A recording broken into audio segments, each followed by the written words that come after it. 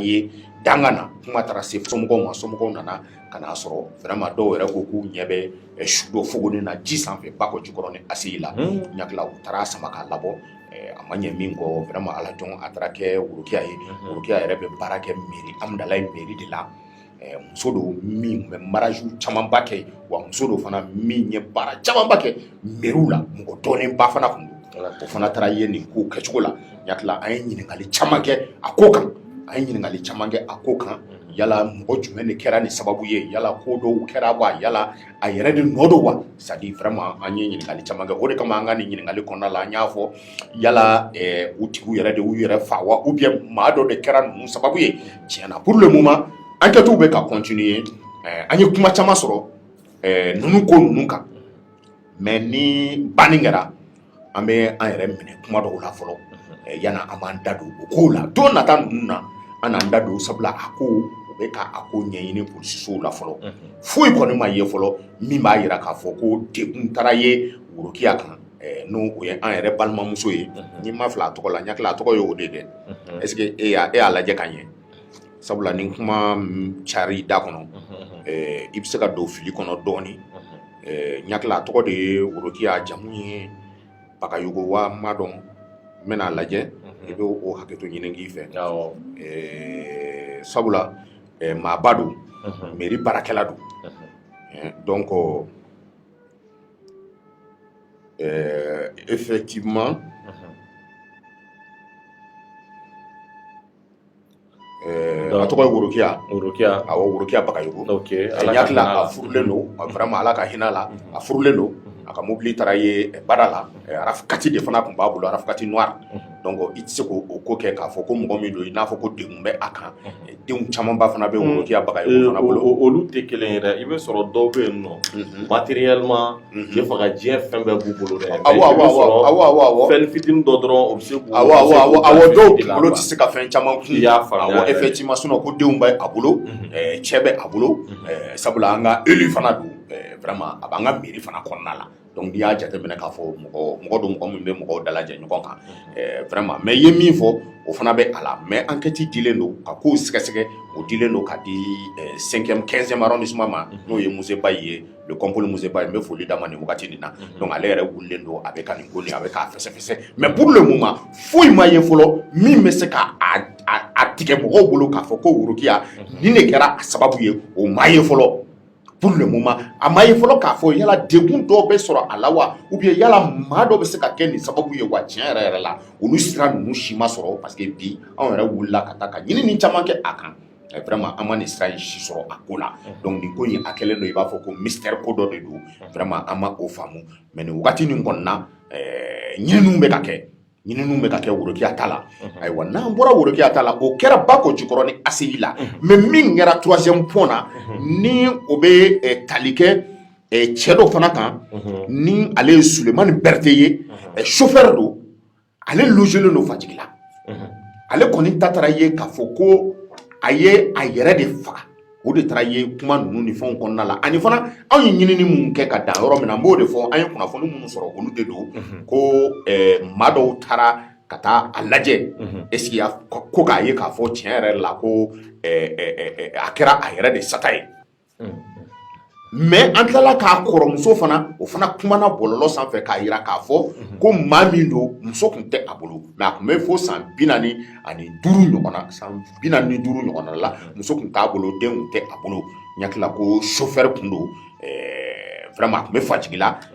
ale kɔni ta kɛra yen yɔrɔw ye bon an tilala ka kibaruya caman mɛn Sulemani nin kan nin fagali in na o kɛra pont 3e point yɛrɛ yɔrɔ la yɔrɔ min ni n ko n bɛna n da don a kumaw la Sulemani taara binna ji la ɲakila a su a taara ye pompier yɛrɛ tilala ka na su ni ka na sama k'a labɔ i n'a fɔ ko pompier yɛrɛ ka ɲinini yɛrɛ y'a jira o yɔrɔ bɛɛ la k'a fɔ ko saya in kɛra ala a ma mɛn sabula joliw taara ye a la n'o y'a sɔrɔ a kun binna ji la ka mɛn ka waatiw kɛ i tun b'a ye joli ninnu bɛ ka tunu mais joli kɛnɛw taara ye ale yɛrɛ kɔrɔ la Sulemani kɔrɔ la o kɛra Babili kɔrɔnin na n'o ye Sutadunu ye ɲakila an ka kuma Babili kɔrɔnin nin kan i ye kuma dɔ fɔ i ka kuma daminɛ la Alajɔn o de ye k'a fɔ ni san yɛlɛma ninnu sera babili kɔrɔni ni i b'a ye k'a fɔ ni accident jugumanbaw ma kɛ yen motow ma taa ɲɔgɔn accident baw ka kɛ fɛn yɛrɛ sanfɛ pont sanfɛ a ma daminɛ bi dɛ pont sanfɛ i b'a ye mobili dɔw bɛ sira bila u yɛrɛ ma u tɛ maga mɔgɔ la dɛ accident tɛ u bɛ taa bi pont kɔnɔ ou bien i b'a ye k'a fɔ mɔgɔ dɔw bɛ taa ka t'u yɛrɛ di i b'a fɔ k'a fɔ ko fɛn dɔ de bɛ ka u sama pont in na n ko n bɛ pont in ko fɔ i ɲɛna min na ni n ye cɛ ɲini Gondɔrɔ Seydou Jara ale de la ka interview dɔ kɛ ni ne yɛrɛ dɔgɔnin ye n'o ye Kasimu ye a tun ye fɛn dɔw ɲɛfɔ pont kɔrɔ nin na sabula chinois de nana ka na pont kɔrɔ nin jɔ en 2012 a kɛra ATT ka wagati la a bɛ jɔ tuma min na n hakili la ko maa caman y'a fɔ chinois ninnu ɲɛna k'a fɔ ko sigifɛnw ko olu sigiyɔrɔ de ye sutadunu de ye maaw kan k'a dɔn k'a fɔ ko sutadunu nin o ye Bamakɔ ta ye mais yɔrɔ caman fana bɛ yen minnu n'a fɔra ko sigifɛnw n'o ye jinɛw ye k'olu kan ka sɔrɔ yen woyowoyankɔ kɔ bɛ yen sirakɔrɔ dunfin bɛ yen mamayira bɛ yen sutadunu n'o bɛ yen o ye yan ye olu yɔrɔ ninnu na ko jinɛw sigiyɔrɔw don olu yɔrɔ ninnu fana la i b'a ye sɔnniw ka ca yen yɔrɔw la i n'a fɔ babili kɔrɔnin na tuma bɛɛ i bɛ mɔgɔw ye u bɛ taa baganw faga jiw la u bɛ taa ka t'u ka sɔnnifɛn ninnu bila yen munna tɛ taa bila yɔrɔ wɛrɛ la ɲɛkila a kuma ninnu bɔn a fɔ man di sabula mɔgɔw ka faamuyali cogo kɔnɔna la n'i y'a fɔ adamadenw ye bi adamadenw u tɛ a faamu k'a fɔ a bɛ se ka kɛ ko sigifɛn dɔw ka sɔrɔ i ka kuma latigɛ tɛ o bi adamaden ninnu caman bɛ yen awɔ o fana bɛ taa je faga u bɛ to fɛn c'est vrai i b'a sɔrɔ a silamɛ ka ca o bɛɛ la u sɛmɛlen don fɛn wɛrɛw la dɛ donc k'a fɔ ko mɔgɔ caman dalen de don a la mais peut-être i bɛ sɔrɔ ko kɛcogoya de bɛ ka mɔgɔw tigɛ a la mais n'i y'a expliquer sisan nɔ mɔgɔ caman bɛ n'a faamu hakilina voilà n b'o f'i ɲɛna k'a fɔ ko kuma caman fɔra troisième point nin kan n hakili la chinois bɛ na ka na yɔrɔ in jɔ tuma min na a fɔra chinois ye ko sigifɛnw bɛ nin yɔrɔ la ko chinois yɛrɛ nana ni worobow ye ka worobow bila ji kɔnɔ ka taa lajɛ mais chinois ka worobow ye ko dɔ fɔ ne yɛrɛ bɔra o kalama wagati la u ko tourbillon ni o ye fɛn ye funufunu bɛ ji kɔnɔ yɔrɔ dɔ la ko a yɔrɔ in na i bɛ tourbillon de ye a yɔrɔ in na donc a yɔrɔ in ni pont de ka surun mais chinois ko k'olu ka worobo kɔni ye yen yɔrɔ kɔni ye mais min bɛ na ni tourbillon ni sababu ye u y'a essayer k'a expliquer cogoya dɔw la mais après donc u ye explication scientifique dɔw sɔrɔ a la k'o ye gabakuru minnu n'u bɛ ji kɔnɔna la ni ji bɛ ka woyo sisan ka bɔ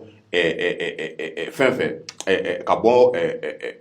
hôtel de l'amitié fɛ ka na ani barika de bɛ na a bɛ komi ko panti de bɛ yen donc a bɛna se yen yɔrɔ la tuma min na ko faraw de bɛ ji la munumunu donc u ye yen yɔrɔw fɔ mais u tilala k'a fɔ ko worobo ye o tourbillon camanba ye yɔrɔ dɔw la ko fara tun tɛ olu yɔrɔ ninnu na donc fara ko tɛ ko fara tun tɛ o yɔrɔ ninnu na mais fara bɛ dɔw ka tourbillon sababu ye ko mais ko yɔrɔ dɔw fana la ko faraw tun tɛ yen yɔrɔ la ko mais ko tourbillon kelen ko a tun bɛ bada in na ye bon o ka bɔ a la u y'a yira chinois la fana k'a fɔ ko yan sɔnnikɛ yɔrɔw de don adamadenw bɛ t'u ka sɔnni n'u ka fɛnw bɛɛ kɛ yen wa n'i y'a jateminɛ fana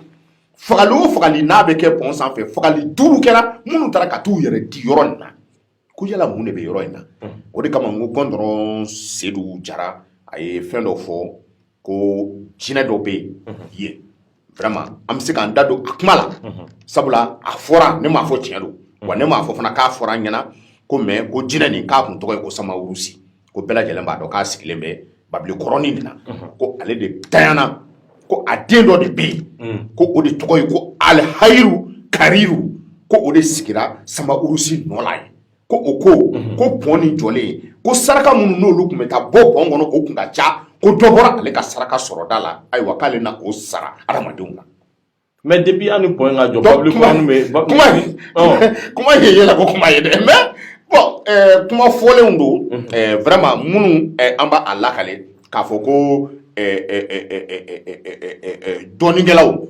olu ye a ko faamu cogoya min na o de don yɔrɔ in fana tɔgɔ dara jinɛ ninnu tɔgɔ fɔlɔ in o Samawurusi ayi fɔlɔ in tun ye Samawurusi ale de den ye Alhayiru ye ani Kayiru ale den de ye o ye ko o de bilala Samawurusi nɔ la sisan ko ale de nɔ ye nin fɛnw bɛɛ la donc k'olu